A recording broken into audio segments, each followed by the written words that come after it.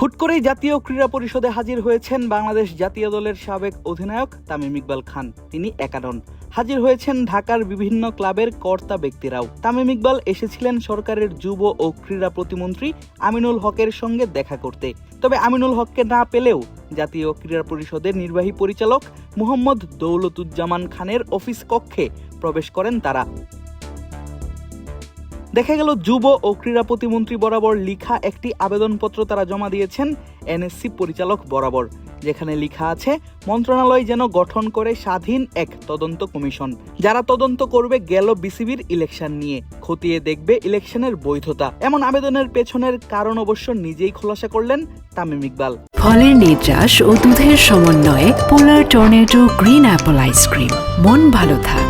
না, আসলে বেশ অনেকদিন ধরে তো বিসিবির ইলেকশন নিয়ে আমরা বিভিন্ন জায়গায় বিভিন্নভাবে কথা বলে যাচ্ছি।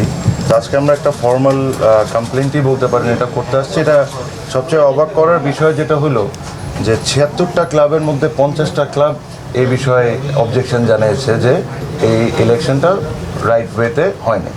তো এটাই প্রমাণ করে আসলে ৭৬টার মধ্যে যদি ৫০টা ক্লাবই এটার সাথে একমত থাকে তাহলে এটাই তো অনেক কিছু প্রমাণ করে দেয়। আর আরও ডিটেলস মাসুদ ভাই আছেন, মাসুদ ভাই বলবেন, আর ফাহিম ভাই আছেন, ফাহিম ভাই বলবেন। বাট আমার মেইন কথাটা ছিল যে আপনারা জানেন যে পুরা ৭৬টা ক্লাবের কাউন্সিলরশিপ থাকে, এটাতে আগুনি মডার্ন সহ যারা বাংলাদেশের সবচেয়ে বড় দুইটি ক্লাব ওরা সহ এটার সাথে একমত। আর ৫০টা ক্লাব যদি এটাতে জানায় থাকে আর এর চেয়ে বেশি আর কোনো কিছু আমার নতুন করে বলার দরকার নেই। গেল ২০২৫ সালের অক্টোবরে বাংলাদেশ ক্রিকেট বোর্ডের নির্বাচন অনুষ্ঠিত হয়, যেখানে প্রথমে অংশগ্রহণের কথা বললেও পরে নিজের জায়গা থেকে সরে আসেন তামিম ইকবাল। শুধু তামিম ইকবাল নয়, নির্বাচন থেকে সরে এসেছিলেন ঢাকার ক্লাবগুলোর বড় একটা অংশ। নির্বাচনে সরকারি হস্তক্ষেপ ও নানান অনিয়মের অভিযোগ তুলেছিলেন তারা। নির্বাচনের পর বিসিবির নতুন কমিটির অধীনে বিপিএল সহ বেশ কয়েকটি টুর্নামেন্ট আয়োজিত হলেও সঠিক পথে চলছে না ক্লাব ক্রিকেট। ঢাকার প্রথম বিভাগ ক্রিকেট বর্জন করেছিল ৮টি ক্লাব, ২০ দলের লিগ তাই পরিণত হয়েছিল ১২ দলের টুর্নামেন্টে। এমনকি শঙ্কা আছে আগামীতে অনুষ্ঠিত হতে যাওয়া Dhaka premier division cricket league আয়োজন নিয়েও।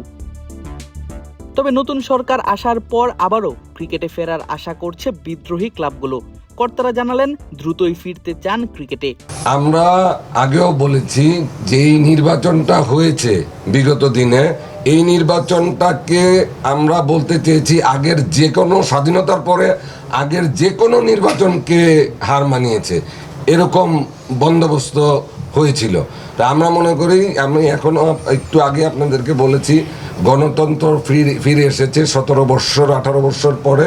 এখন একটা গণতন্ত্রীয় সরকার আছেন এবং আমরা মনে করি this is the right time to talk, এবং এই কারণেই আমরা এই আবেদনটা করেছি। আমরা আশা করি আমরা যেমন সরকারের কাছে ঠিক ওই রকমই বিজ্ঞ আদালতের কাছে আমরা আমাদের এই বিচারটা পাবো। বিসিবি নির্বাচন নিয়ে আদালতে মামলাও করেছিল ক্লাবগুলো, সেই মামলা এখনো চলমান।